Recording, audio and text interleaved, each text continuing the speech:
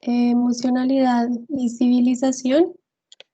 La idea es recibir la mayor cantidad de preguntas del público como es posible. La ponencia o la mesa está destinada para que haya debate. Entonces, si pueden escribir las preguntas vía chat o las quieren hacer ustedes, los invitamos a que participen, por supuesto. Hoy, ¿tú me podrías, David, confirmar si al fin tenemos 3 o 4 ponentes? A ver, está, está Milena Kojic, de Serbia, con ella Ujú. hay que hablar en inglés. Sí, sí, sí. Em, Está Marilia Bueno también. Ujú. Déjame ver. Tengo que mirar la mesa, pues se me olvidó la tercera persona. Y también está, a ver, Ah, Catarina. Marina, sí, Ah, listo, entonces son 3. sí. Bueno, entonces, por orden, Puedes se van pedir, discúlpame, te interrumpo. Puedes pedirles que pongan su cámara, por favor. bueno, sí. Entonces, Milena, could you please turn on your camera? Y Marilia y Catarina también podrían prender su cámara. Hello, greetings to everyone. Listo, Hello, muchas gracias. thank you very Hello, much. thank you.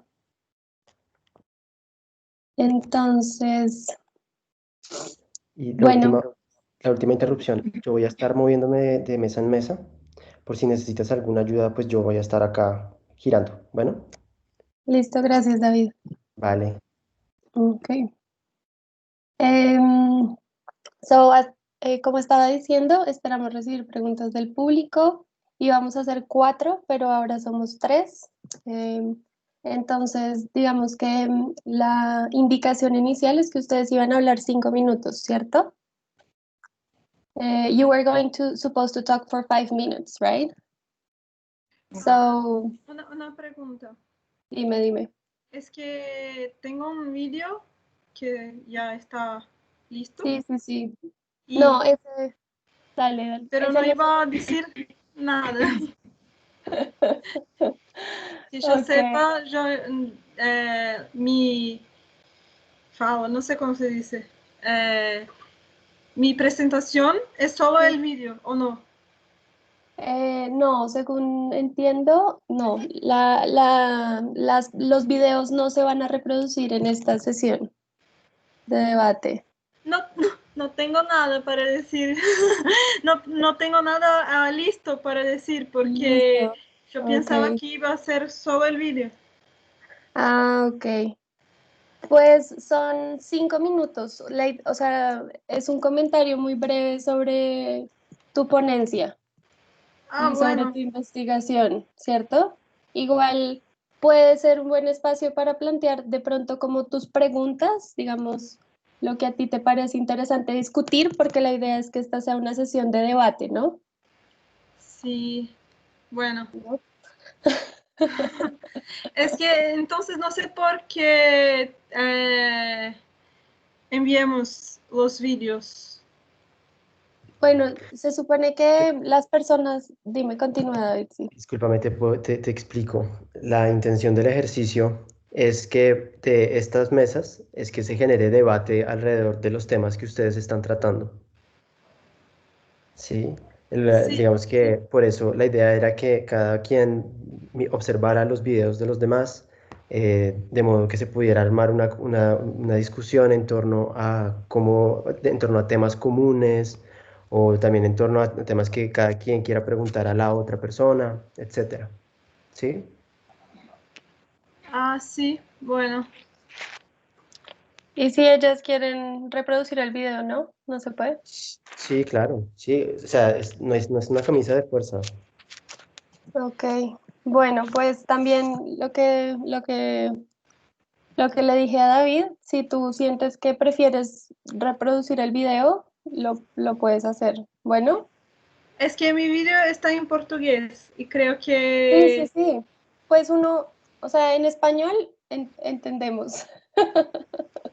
Bueno, Está pero bien, Milena no habla español, creo, ¿o no? No, she doesn't speak Spanish. He's not Spanish, but Okay. I will try to understand.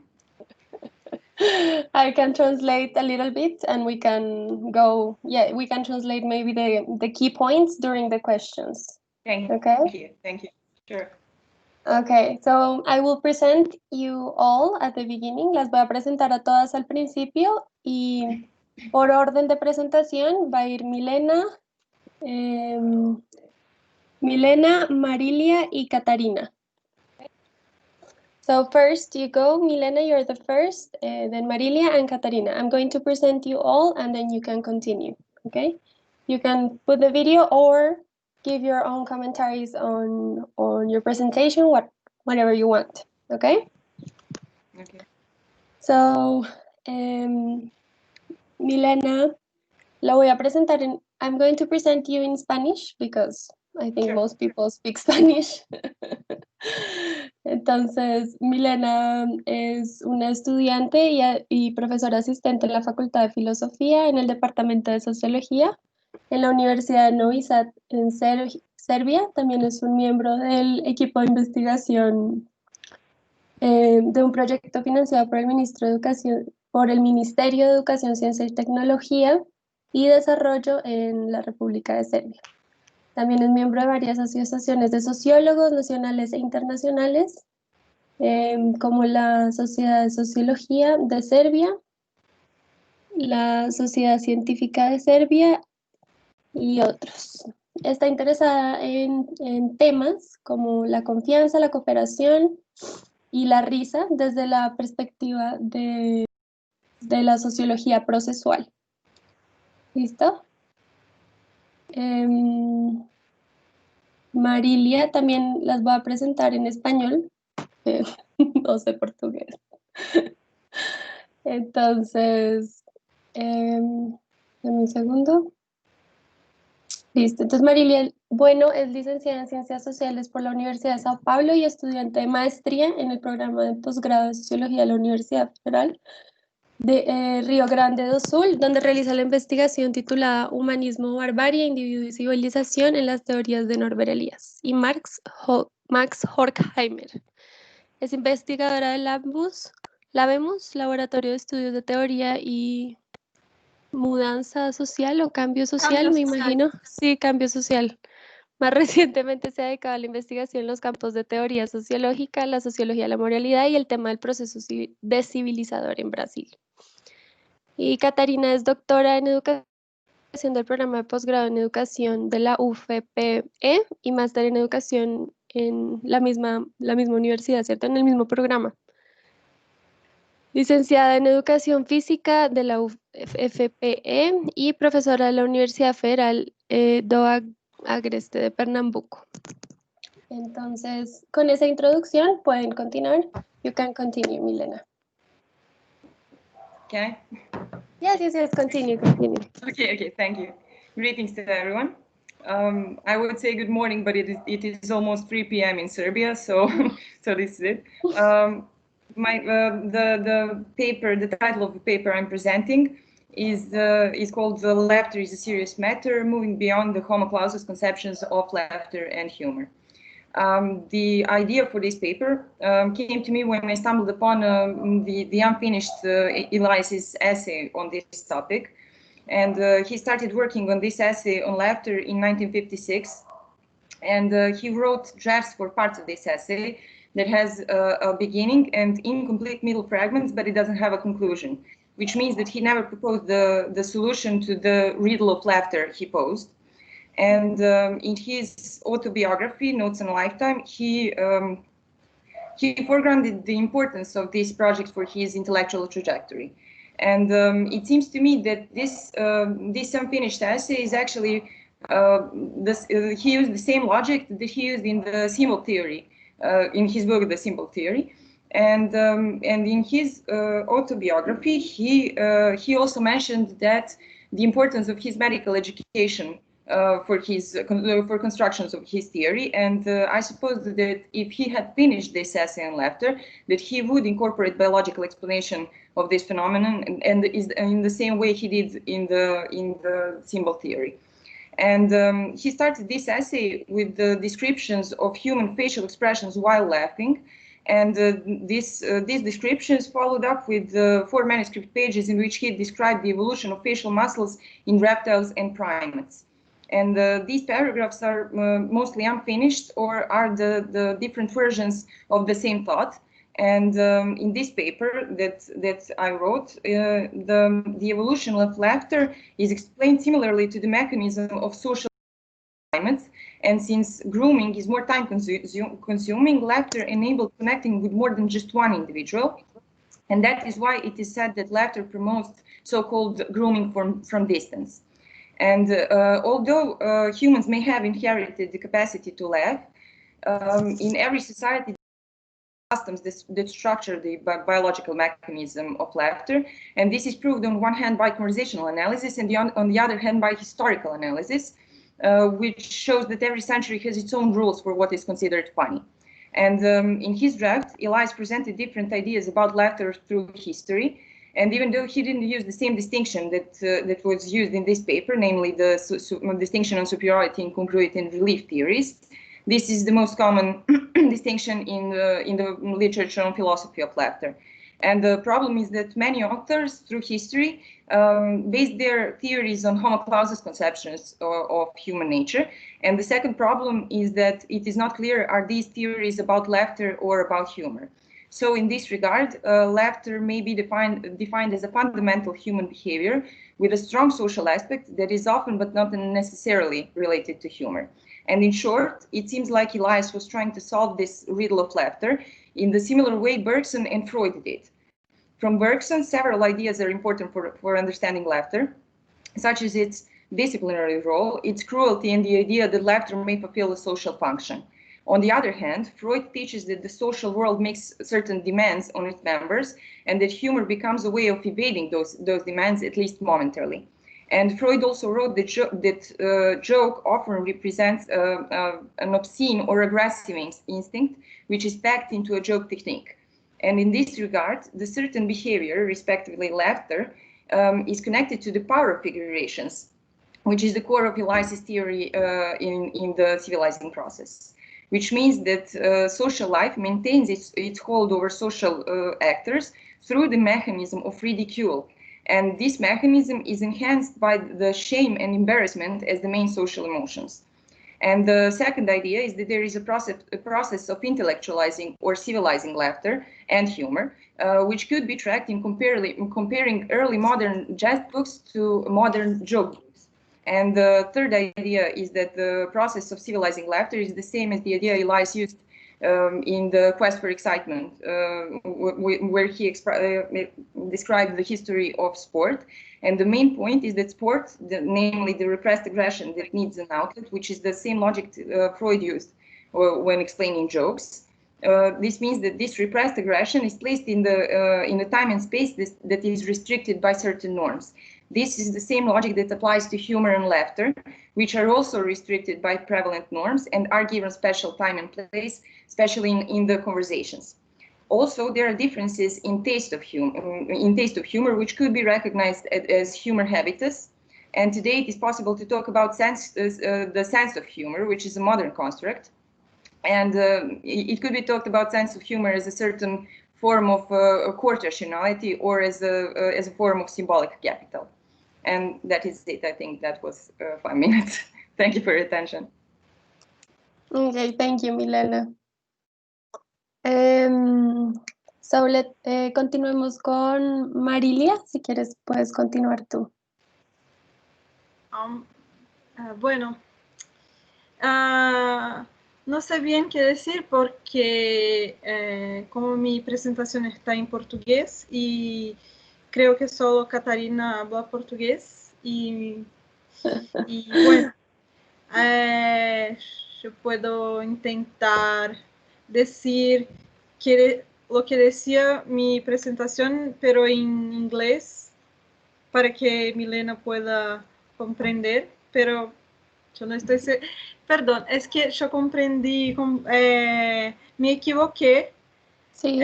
Cuando dijeron que teníamos que hacer el vídeo, pensaba que era solo eso y nada más. Pero puedo intentar explicar. Sí, sí. Yo pues, si quieres, puedes Inglés. hacerlo en inglés, en portugués, en español, como te sientas más cómoda. Bueno, okay. So, Milena, I will try to explain in English, but my English is not so good. Thank you very much. I'm in my presentation, I was talking about digital decivilization. That is a process of destruction of the basis of, I don't know how is the concept in English, but the concept of civilized behavior. Mm-hmm. Yes. Yes. My thesis is that in the online environment, we don't have the basis for the civilized behavior, because you don't have an environment propicio, Prone, or adequate. Adequate to recognize the other person's humanity, because you don't, first of all, you are not looking for the person you are talking to, so you can recognize the whole humanity of the person, because you don't see the reaction of the person who you are talking to, as the person reads or hears what you are talking. But okay, I don't know, it's complicated. It's okay. You can say it in Portuguese if you want, and I can try to translate the key points at the end. Don't worry. Tá. Então, é sobre essa questão de destruição das bases da conduta civilizada, que a nossa teoria é justamente que não tem... no ambiente online, você não tem as condições básicas, né, para essa psicogênese da conduta civilizada. But you don't understand Portuguese? I kind of understand what you're saying. Okay. This is awful. Okay, sorry. Oh my God. I think what you're saying is that in the internet or in digital spaces, we don't have like the basis that we have in the real world for developing civilized conduct in the way that Elias described it in the psychogenesis chapter of his book. Yes? Yes. Okay. Talk in Portuguese, and then I can try to recap at the end, okay? Ok. Porque o Elias, ele fala sobre processos de integração, né? Uhum. O quanto isso produziria maior identificação entre os indivíduos e uma identificação a uma distância mais longa também, porque as redes de interdependência, elas se tornam mais amplas, então você acaba tendo relações de interdependência com pessoas mais distantes, e isso acaba aproximando em termos de tanto de interdependência quanto de empatia. Mas que na internet, em vez de favorecer essa integração, o que acontece é que, em vez de aproximar você de pessoas diferentes, ela te faz encontrar pessoas iguais a você em todos os lugares, o que acaba criando bolhas de opinião,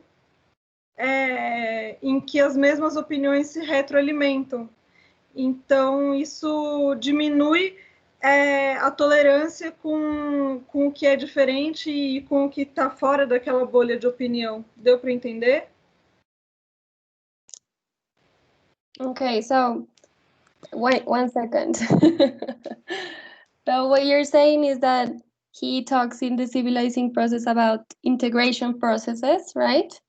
Right. Which more chains of interdependency create a bigger identification of like human to human, of individuals to individuals, which would lead to these processes like less violence and more self-control, etc., etc. Yes? Yes, yes. But if I understand correctly, what you're saying is that the internet, instead of favoring these integration processes, it kind of breaks through them. Yes? Yes. So the opposite process happens online. Yes. Okay, Because continue. it shorts the distances between people who has the same opinion. So it creates like A bubble. a bubble, yes, of opinion where the same opinion is Replicated, retroalimentada. Yes, where the same opinion is constantly replied. Yes. Okay. So it decreases the tolerance to what is different of this bubble. So if I'm not in touch with people who has different opinions, it turns me into less tolerant person. So in Brazil, we are having a huge problem with this because we are having a process that creates far right bubble that is it's kind of a huge bubble of far right opinion that is fed by conspiracy theories. And well, this bubble elected the president, so we are having a split of Brazilian society fed by a lot of hate and intolerance and well, the destruction of the civilized behavior, because people don't identify each other anymore. So it's kind of a group in the established and outsider dynamics. They occupied the established position, and the rest of the population is seen as less human, lower human category. Yes, sees them as a lower human category. Yes. So is it possible to pose a question for each? Of course. No, I don't know. I'm asking for the rules of. Okay. Well, supposedly we all present and then we ask each other the questions. Okay. Sorry. Thank you. Don't worry. Well, if you want, you feel more comfortable, don't worry. You can talk in Portuguese and I try to. Okay. If you want to finish up or maybe conclude some. Well, tá, eu vou... Uma última coisa, então, das coisas que eu falei na minha apresentação, é que não tem os mecanismos coercitivos, se você entende, coercitivo, de moderação das pulsões violentas na internet, porque qualquer reforço negativo você pode simplesmente apagar ou desligar ou fechar, ou você não em uma discussão, por exemplo, em que não se está tendo uma conduta civilizada, você não tem os mecanismos sociais de coerção exercendo essa coerção naquela interação. Então, isso, pensando nos termos do Freud, você não tem lastro. Putz, lastro. Tem essa palavra, lastro, em espanhol? Limite. Limite. Ah, limite. Para o que o Freud chama de princípio do prazer, que é o que faz com que esse princípio do prazer se torne princípio de realidade. Então, você não favorece a formação do princípio de realidade nesse ambiente. E conforme as gerações vão sendo já socializadas nesse ambiente, elas vão sendo socializadas sem esse mecanismo que obriga elas a se tornarem menos violentas, mais tolerantes e mais capazes de lidar com frustrações e com a realidade. Isso faz com que elas, enfim, se separem mais de quem não está diretamente identificado com elas. É isso, mais ou menos. So I think the conclusion was that the internet doesn't have like the coercive mechanism that helps you coercive or like repressive. I don't know how to translate it exactly. Of course. To make a control our violent like pulsions, and well, then we don't respect that limit when we're trading with others.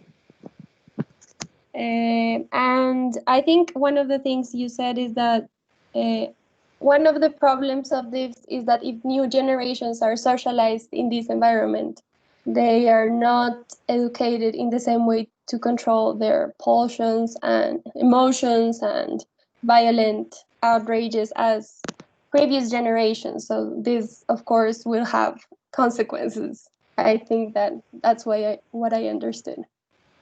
If you want to make another annotation. Yeah, so this is creating less empathic and less tolerant people, and like they don't create the, I don't know how to say, the princípio de realidade. This is important. The principle of reality.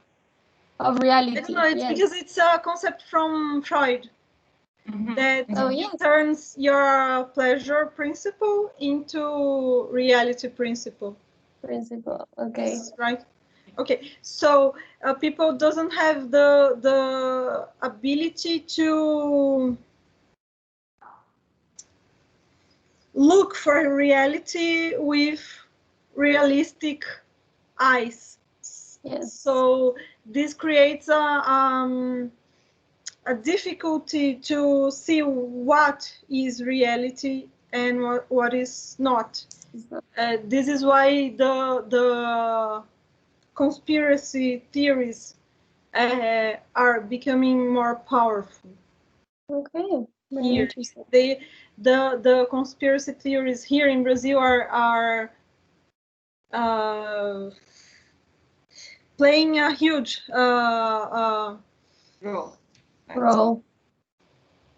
role, like yes. This is the one I was trying to remember. Yes, great.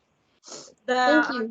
I don't know if there is this conspiracy theory in the whole world, but this is it's about it's a conspiracy theory called cultural Marxism, that communists are in fact ruling the world underground web that we have to fight against.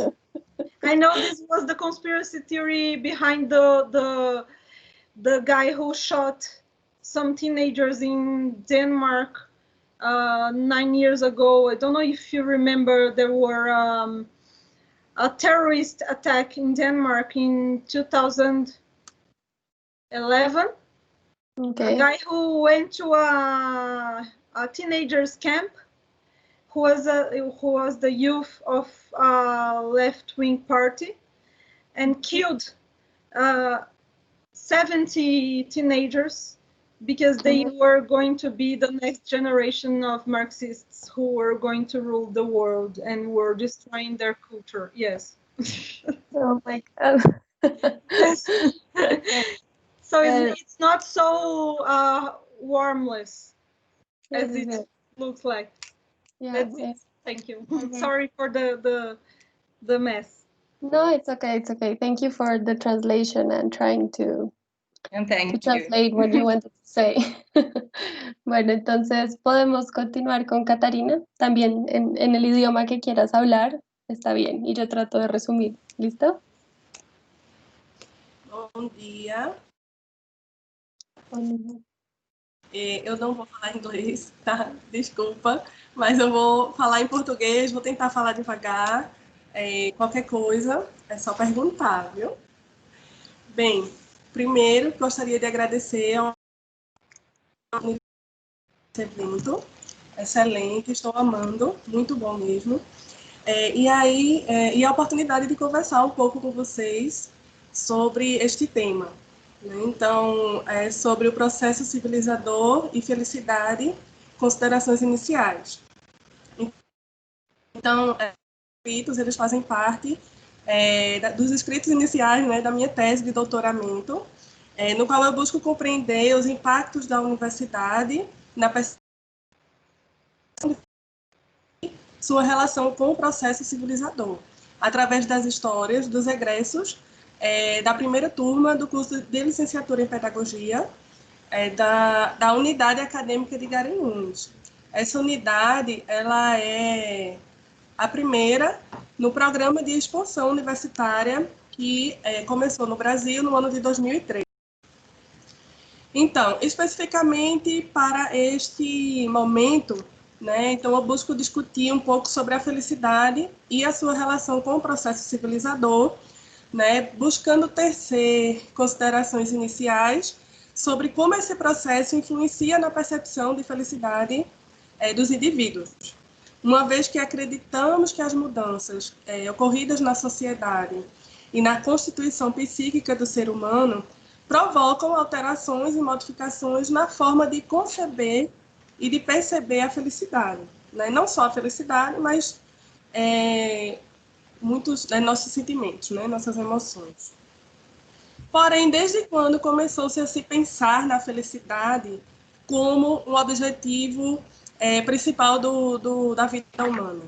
Então, grande parte dos historiadores, dos pesquisadores, eles atribuem a Sócrates, né, essas reflexões iniciais sobre a felicidade, vista nesse sentido. E, assim, de lá para cá, né, ao longo desse grande período histórico, muitos outros estudiosos, né, tentaram e refletiram e discutiram sobre a felicidade. O que nós observamos, né, é que dentro desse período, muitas mudanças ocorreram nessas concepções e percepções de felicidade. No entanto, o que nós buscamos nessa pesquisa, especificamente, é o entendimento da felicidade a partir das coerções. I think her internet. Catarina, creo que el internet no está funcionando. Can you hear her? No. No. No, yo tampoco. I will write a message to see if If she can hear us. Yes.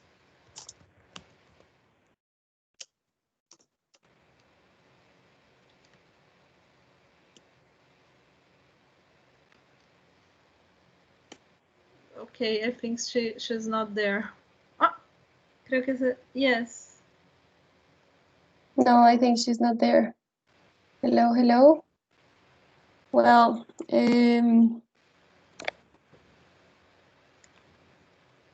let's try to wait a couple of minutes. Meanwhile, I can we can try to what she was saying. Okay, thank you. Sure. Because what I understood is that she has been studying happiness as a subject within the idea of civilizing processes, and working on the idea that happiness is something that changes, right? That it has its own content and history and like meaning according to the society and where we stand. That's what I could understand so far. Okay. Catarina, hello. Hola, hola. Se desconectó. A tu micrófono, el micrófono. Você tá muda, Catarina. Muda. Sí, es. Perdão. Tranquila, Perdão, tranquila. realmente caiu a conexão. Listo, puedes continuar. Eu falei até onde, minha gente. Marília, você, por favor, que me entende. Eu falei até onde vocês me ouviram. Putz, Não. eu acho que você ia falar a palavra coerção, acho. Ah, pronto, Sí. Pronto, tá certo. Listo, listo. Isso. Obrigada, tá bom, vou continuar. Sí, continúa. Bem, o que nós buscamos com esta pesquisa é o entendimento da felicidade a partir das correções externas e internas sofridas pelo indivíduo.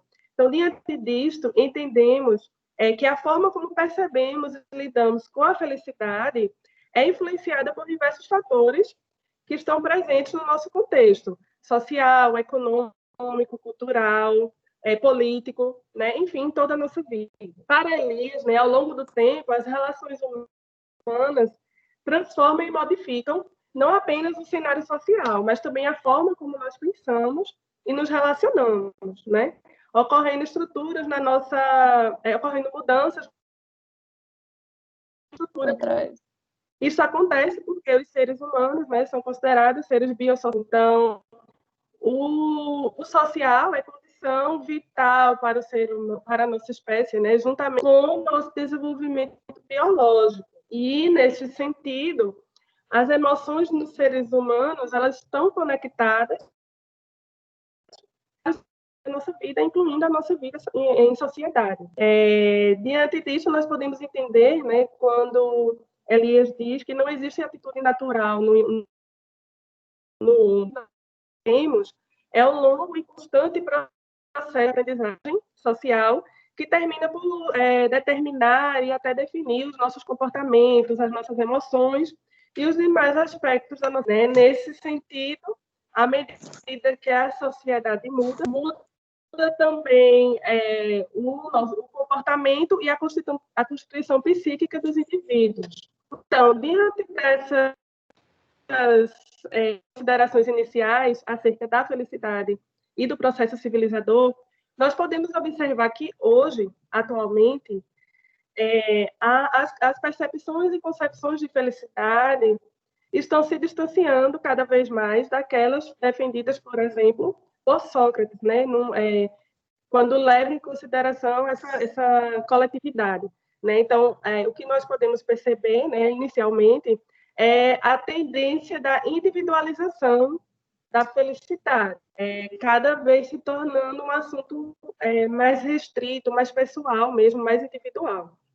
Então, diante disso, né, o que nós podemos observar inicialmente é a visão de uma harmonia entre o progresso da civilização e mudanças na concepção de felicidade dos indivíduos, através das diversificações dos costumes e tradições que alteram as relações humanas e as formas também de interpretar o mundo. Então, para encerrar,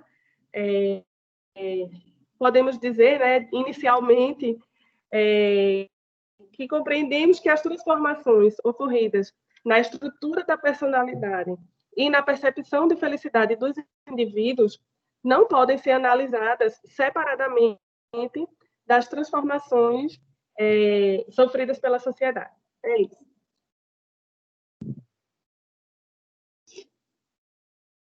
¿Lista? ¿Ya? Okay.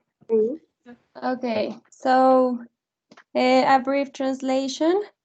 as I was saying, she was explaining that the idea of happiness has to be related to the society that it is seen as. I think Katarina remarks that we sometimes see it as a natural process, something that is, well, natural to the species, maybe, something that is not worth a discussion within the social spectrum, which I think has something in common with your question of laughter as well. But of course, the social environment, structures, economy, etc., has an input on this perception of what is happiness, and what composes the idea that individuals have of what they consider happiness. So I think what she's saying, kind of like what you are, is that it should be studied from the social point of view as well, right? Okay, I understand. Thank you. Okay. Pasamos a la sesión de preguntas. We move on to the questions. Los asistentes me pueden mandar las preguntas vía chat o las pueden hacer en este momento. Si alguien tiene preguntas, puede quitarse el micrófono, el mute, y hacerla. Y if you have any questions between yourselves, si tienen preguntas entre ustedes, también las pueden hacer en este momento. Bueno. Entonces miremos si alguien quiere hacer una pregunta. ¿Alguien quiere hacer una pregunta? También pueden levantar la mano. I have a question for Marilla, but I'm not sure if it's my turn. No, it's okay. Sí, puedes decir. You can do it. Meanwhile, okay, everyone writes. Okay. Just let me formulate this. I understand that in Brazil there is this certain conspiracy theory vibe going on the internet, and I understand that the same thing is happening in Serbia also, and for like, I don't know, flat Earth and stuff like that.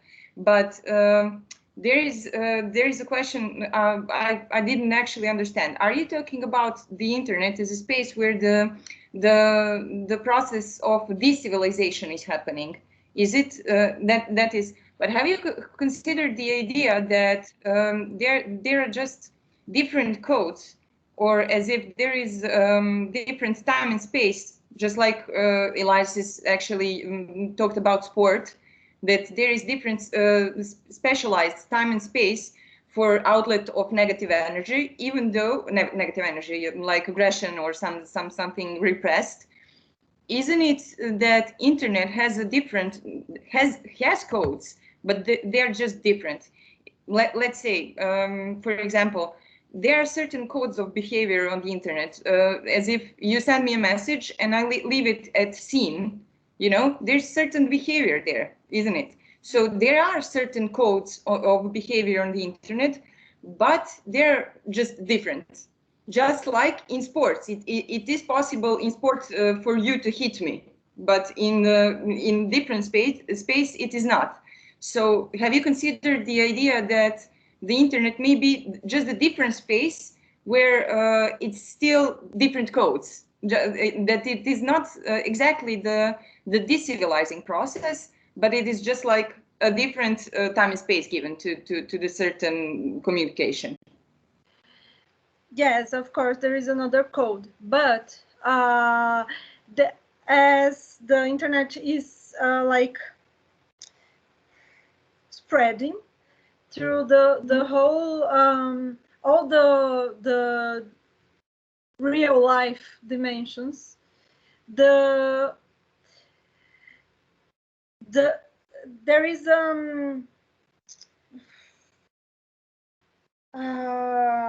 conscience production that is happening through the internet, that is Dehumanizing. Yes, and Okay. this is going out of the internet also. Okay. Like this civilized behavior is exactly the description of our president now.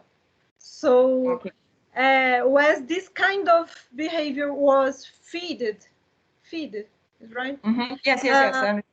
Through the internet. This is occupying the life outside the internet also. Okay. There are a lot of examples, like there are in the deep web. We have some forums. Yes, forums. That they have fun in talking about violent attacks to people they don't like. They think this is funny, but this sometimes becomes a real attack.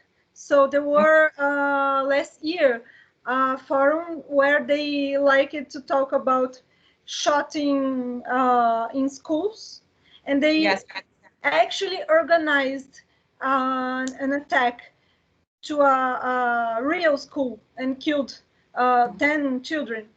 So this is colonizing the real life. I understand. So this means that it is a decivilizing process. I understand. Thank you. Okay. There's a question for Milena. David Fernando Sierra asks if you consider the book Laughing and Crying from Helmut Plessner. I haven't used this book. No. Laughing and Crying, no. This wasn't, but I haven't heard of it. I'm not sure. No, just didn't. But I will if if this is something, if these are some ideas that might actually help this work. Yes, well, I actually I was asking you because I bought this book like 1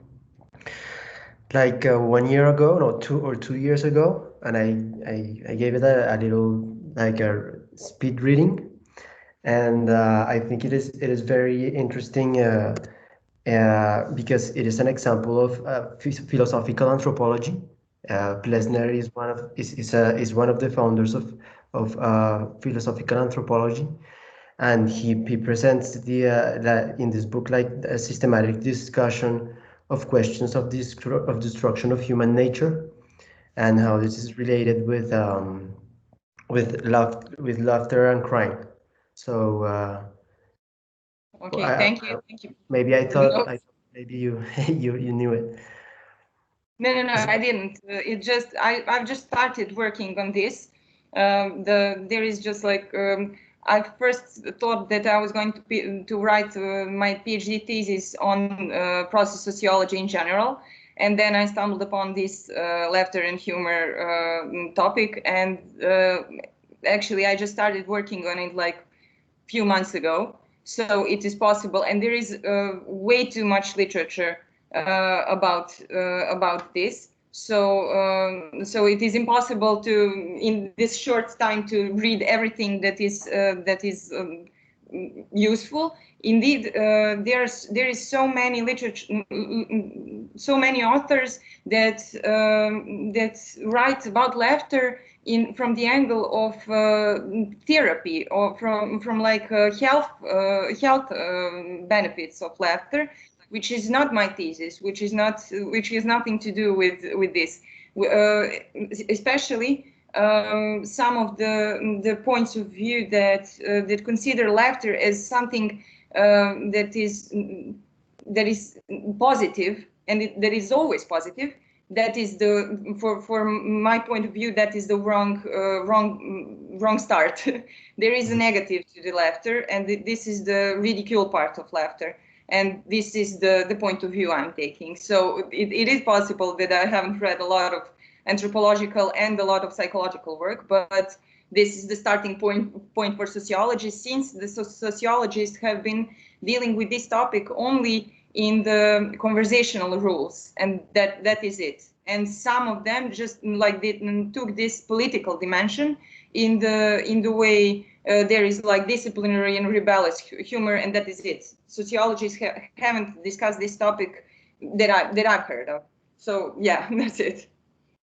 Okay, thank you.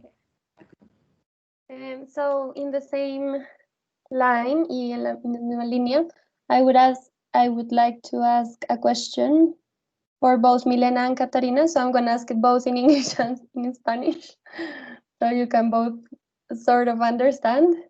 Entonces, para Catarina, tú estás hablando de estudiar la felicidad y, digamos, la percepción individual, ¿cierto?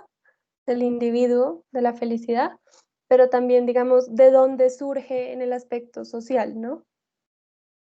De dónde se genera esa percepción social y cómo cambia esa percepción de lo social, de la felicidad para los individuos, ¿cierto?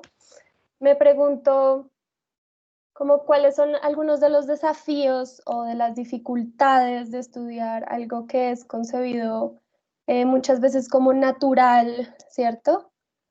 Desde las ciencias sociales, ¿cierto? Y también cuáles son las posibilidades, porque necesariamente se entra en diálogo con otras disciplinas, que normalmente no se entra en diálogo con esas disciplinas, y qué posibilidades te presenta ese diálogo, ¿no?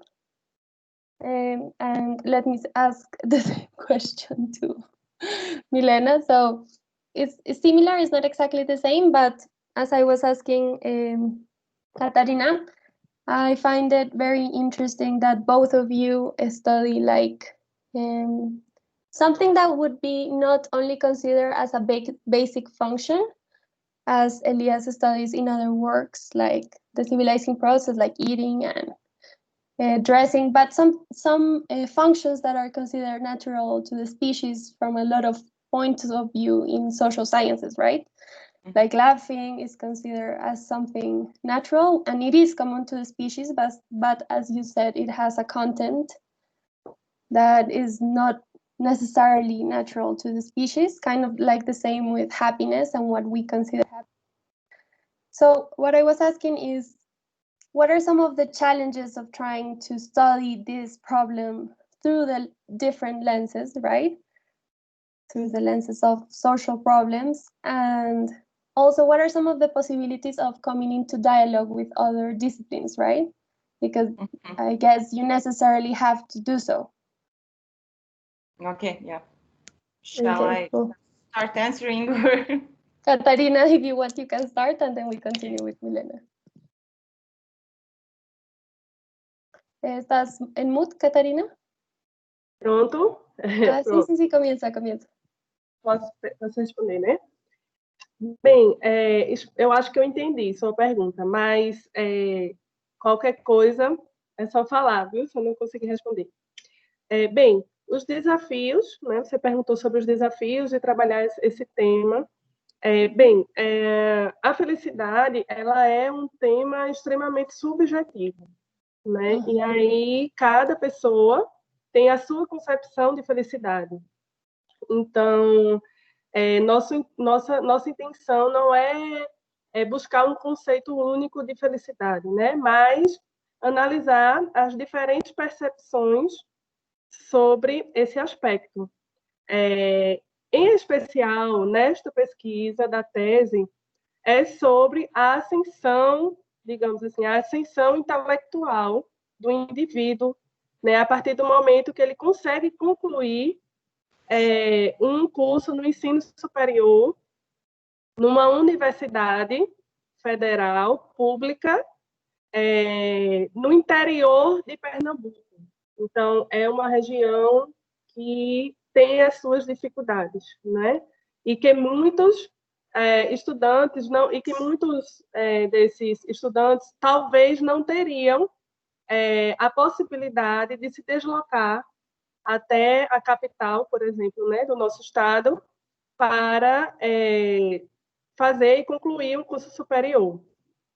Então, esta unidade acadêmica, né, que eu pesquiso, ela tem essa característica, né? Então, acredito que o principal desafio realmente é esse, né? Entender, né, como esse processo de valorização da educação e da conclusão do ensino superior, diante de todas essas características, como é que esse fato, né, de certa forma, pode contribuir ou não, né, digamos, deixa eu ver a palavrinha, interferir, né, como esse fato ele interfere na percepção de felicidade das pessoas, né? Então, acho que nosso principal desafio realmente é esse. E as possibilidades, né, de trabalho, eles são assim, existem muitas possibilidades, né? Então, tem toda uma questão histórica e social, né, envolvida, e também uma discussão muito grande em relação à cultura e à economia também, né? Uma vez que está dentro de todo esse contexto que eu já falei, né? De uma região realmente bem difícil de se conseguir realmente essa ascensão intelectual, né, por parte dos indivíduos. Acho que, bem, eu entendi essas perguntas, não sei se foi exatamente isso que você perguntou.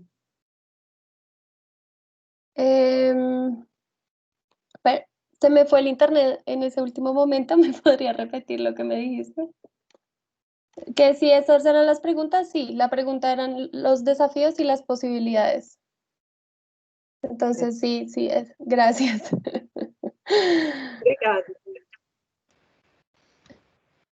Okay, and now maybe you can answer, Milena, if you want.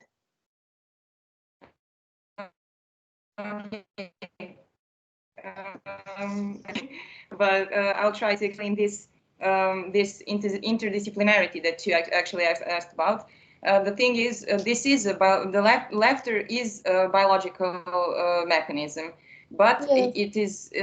It is not good to explain laughter only through biology. It does have a social component. Although biology was trying, these sociobiological explanations were trying to explain that there are some certain rudiments of laughter in chimpanzees. Not laughter. All of the chimpanzees are laughing. I was thinking about humor. There are certain studies that show that even chimpanzees can learn how to make fun of things. Like they were taught how to use sign language, and they used the sign for something wrong, and then they were using the sign for funny. So this is what sociobiology used as an argument that there are rudiments of humor in chimpanzees. But there is a problem because if we can actually take this argument as if people learned chimpanzees how to make fun of things. So the argument couldn't be exactly biological. Humor and laughter are actually taught and learned.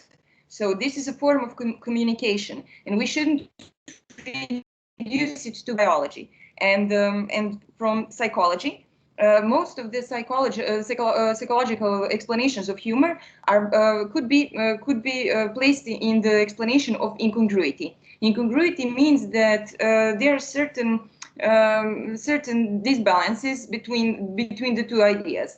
Let's say when you compare a scientist to a cucumber, and that would be actually something funny if you made a joke out of it. But these theories do not explain all the incongruities. For example, it doesn't explain why isn't it funny when there is snow in a summer day. You understand? So this is this part is actually where the sociology has to come in, which means that all incongruities aren't funny. They're funny if there is certain superiority element to it. If you're making fun of something, like poet through the cucumber or something else, I don't know, But that is funny. The ridicule is actually the social mechanism. And the thing is between the coordination between different sciences, well, it depends on other sciences if they're prepared to stop considering laughter and humor as something that cures cancer. It doesn't. It is actually a society's mechanism over its members. So this is, I think I've answered your question, but I'm not sure on which level it is possible to talk about this, because psychologists have made this paradigm about incongruities that is actually a cognitive level of understanding laughter and humor, but this is not enough to understand the social aspect of laughter and humor. So this is it. Okay. Thank you, Milena. Very interesting. Marilia, creo que te habían hecho una pregunta. No sé si ya la leíste. Creo que ¿crees que esta descivilización digital puede ser contrarrestada con un trabajo de programación digital más humano? Bueno. In English, in Spanish, in Portuguese, whatever you want. Okay, I will try to answer in English.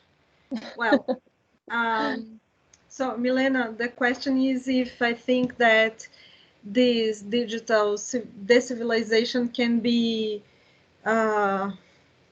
like counteracted with more human work or like a human programming or digital programming program. Like, I don't know how that would work. Programação, yeah. Yes, like digital programming. Como fala programação em inglês, gente? Okay. It's okay. Talk in Portuguese, please do. And then I'll get a translation from Alejandra. Ok. Bom, yo pienso que no, por dos razones. ¿Sí? ¿Razones? Sí, estoy entendiendo. Primeiro, porque no hay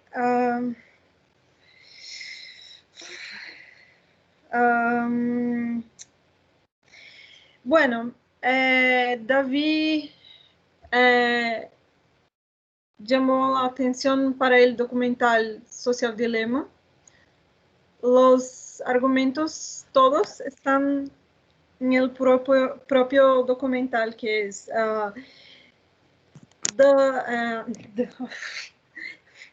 eu misturo as línguas, meu Deus. Em português, dale em português. Tá, eu vou tentar falar em português, mas qualquer dúvida você me pergunta, tudo bem? Sim. Os argumentos estão no próprio documentário. Eu acho que a forma como o lucro que é tirado dessas grandes conglomerações de empresas digitais depende da criação desses algoritmos que favorecem o extremismo, né, como é mostrado no documentário. E então eu acho que eu não vejo como a economia digital poderia se organizar de uma forma mais humana e que ainda assim fosse de interesse dessas empresas, posto que o interesse delas é obter lucro. Essa é uma das razões. Ok. A outra das razões é que, como no ambiente digital some a grande parte dos mecanismos de interdependência, desaparece também toda a coerção que leva a pessoa a manter uma conduta civilizada. E isso eu acho que não tem como a programação interferir, porque é próprio do modo como as interações se dão, independentemente da plataforma. Então, eu acho que tem essa falta de... Tem essa anulação dos mecanismos de coerção nesse sentido. Então, eu acho que, a princípio, eu não vejo nenhuma perspectiva de melhora por essas duas razões, mas eu acho que, eventualmente, talvez o ambiente online seja todo um ambiente novo que vai precisar passar por um outro processo civilizador para que um dia, quem sabe, esse tipo de mecanismo deixe de ter esse papel específico. É isso, eu acho. Okay, I think I understood a part of it. So I think the first point that you said is that it's very hard for that to happen in real life, since the corporations and like conglomerates that are behind these tools don't have any interest in changing the way they are made, because basically the way they make money, and lots of money, it's by keeping these tools this way, right? The way they are insofar. So in real life discussions, this would be very hard to achieve. And the second thing is that I think you argue that even if the way the tools are made, the conversation and maybe the same problems would appear even if the tools were made differently. Yes? Because the shape of relations through internet will be the same. Okay. So you suspend the interdependency mechanisms. So you don't have the coercion that forces people to develop the civilized behavior. Yeah, thank you. So even if the platforms try to work by a more human way, I don't know how to say that, the kind of relations would remain the same. So I think we will need, like, as you said, there is another kind of code, interaction code. So I think this is another interaction way. We'll need to have another civilization process. So one day, who knows, we will have civilized environment inside the internet. I say with commas, inverted commas. Quotes, yes, because we don't have a civilized environment outside the internet. So there's not necessarily, there's not a logical necessity to have in another environment. Okay. Bueno, si alguien del público tiene otra pregunta, se pueden quitar el mute y hacerla o escribirla al chat. Y si ustedes tienen alguna otra pregunta, if you have any other questions between yourselves, si tienen más preguntas o... Yo tengo una pequeña pregunta, muy pequeña, en verdad, para Catarina. Ok, Lani Souza tiene una pregunta también. Bueno, Catarina, é uma pergunta muito pequena mesmo, mas eu não entendi qual é a universidade que você estuda. Eu estou fazendo doutorado na Universidade Federal de Pernambuco.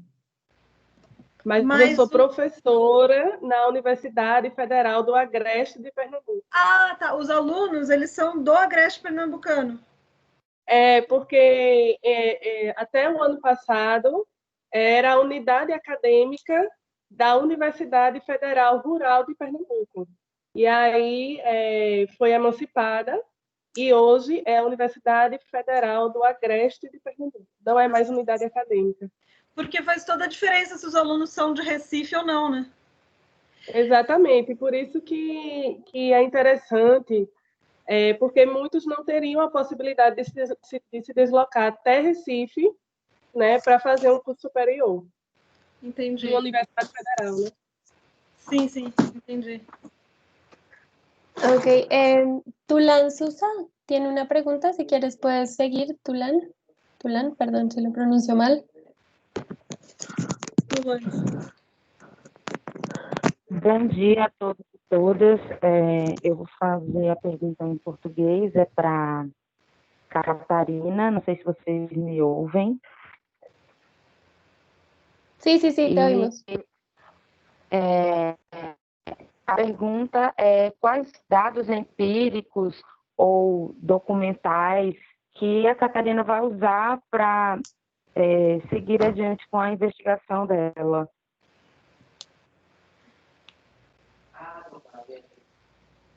Oi, Tulane. Bem, os dados, né, eles vão ser coletados através de entrevista, né, utilizando a metodologia da história oral, com os egressos, né, da primeira turma do curso de licenciatura em pedagogia da unidade acadêmica, porque esta turma foi a primeira unidade formou, né, e formou os profissionais, né, para a sociedade, fora também alguns pontos documentais, né, que tratam que discutem, né, sobre a implantação da unidade acadêmica, o porquê da escolha dessa região, dessa cidade, né, porque realmente foi feito todo um estudo pelo governo federal para a escolha dessa cidade, e diante das respostas, né, dos pesquisados, as categorias serão escolhidas e, a partir de então, veremos também as demais fontes necessárias para o desenvolvimento da pesquisa. Okay. Bueno, si no tienen más preguntas del público, yo tengo dos, una para Marilia y otra para Milena. Marilia, ¿prefieres que te la haga en español o en inglés? Lo que quiera. Bueno, I don't know, no sé dónde hacerla. Bueno, la voy a hacer en español. Tú hablas de proceso de civilización digital, ¿no? Y bueno, me parece un tema muy interesante porque, de hecho, uno de los paneles centrales que tenemos acá tiene un autor, Cass Butters, no sé si lo conocen, que ha discutido, me imagino que sí, que ha discutido con otros, digamos, otros intelectuales salesianos, el tema o el problema de o la pregunta de una descivilización general, ¿no? Como tendencia general en la sociedad, como un proceso descivilizatorio. Y también es algo que Elías en el resumen, en un último resumen que hace del proceso de la civilización, él también menciona la posibilidad de que existan, no sé si una tendencia general del proceso descivilizatorio, pero sí momentos descivilizatorios, ¿no? Entonces, claro, el Internet, lo digital, es un aspecto muy grande de esa conversación sobre la descivilización que tenemos al problema. Y pues me pregunto un poco tú, que has estudiado este problema de lo digital y del Internet, ¿cómo ves que esto está, o cómo ves que esto influye en eso que llaman la descivilización general? ¿Cómo crees que?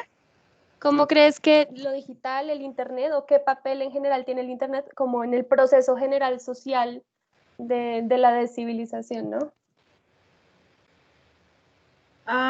pero no sé si comprendí la pregunta.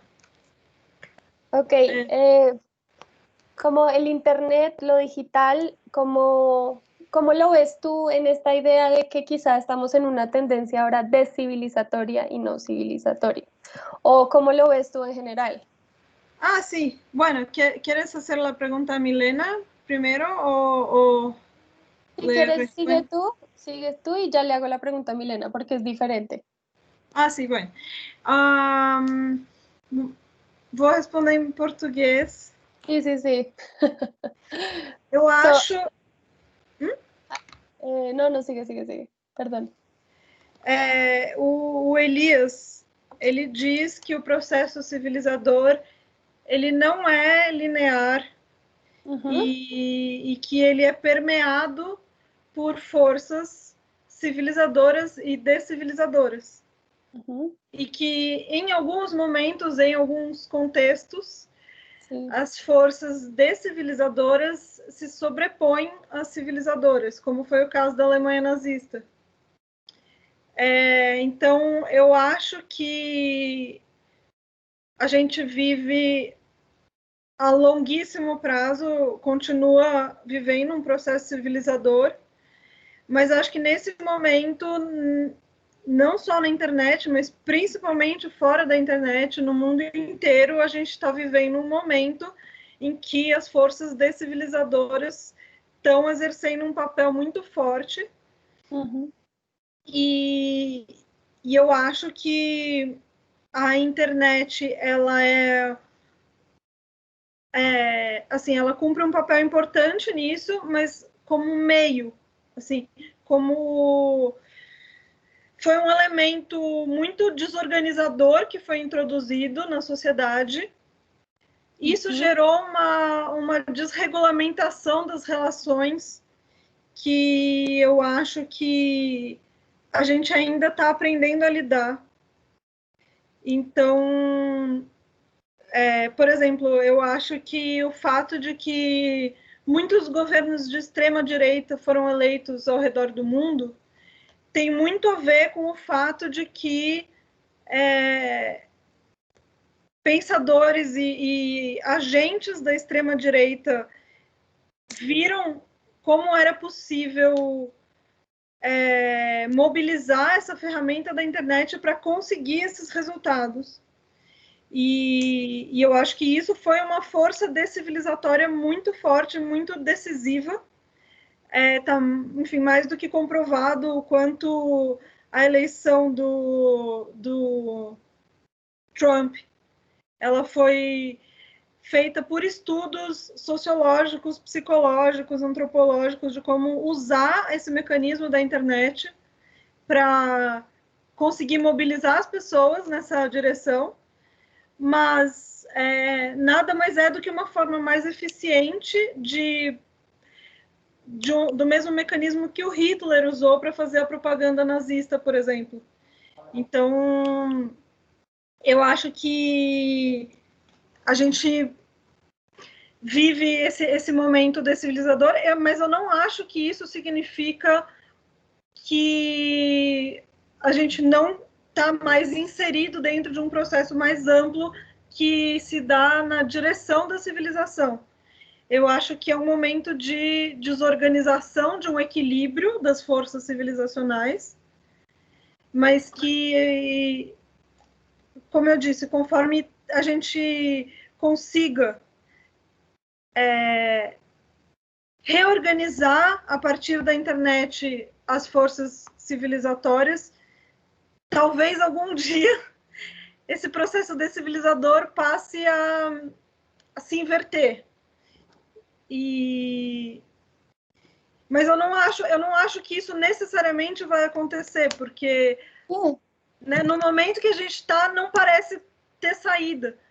Só que se a gente, como o Elias ensinou, olhar a longuíssimo prazo, a gente vê que a história sempre encontra uma saída. Então, se o nazismo foi superado, eu acho que esse momento pode ser superado também. Ok. Não sei se foi exatamente isso a sua pergunta, mas, enfim. No, sí, estuvo muy bien, gracias. So Milena was asking Marilia what she thinks the internet role is in this debate over whether or not we're in a decivilizing process right now, like in general in its society. And of course, it's a huge debate, and we are not supposed to give any final answers, but definitely the question is interesting. And what she says is that definitely the internet is a strong force right now in that process, but that it could be just a moment, and then the tendency can be returned, the civilizing tendency, but that's a very long-term process, so it's hard to tell. Okay, so what I wanted to ask you is that at the beginning of your intervention and also in your video, you mentioned that this problem of laughter is something that you found on some of Elias' works, right? The video stopped. Okay. You found in some of Elias' non-finished works? Yes. Okay. And also you said that you had the feeling that it was an important part of his like general theory of social processes and development, right? Yes. So I was wondering if you could expand a little bit more on what your feeling is over these types of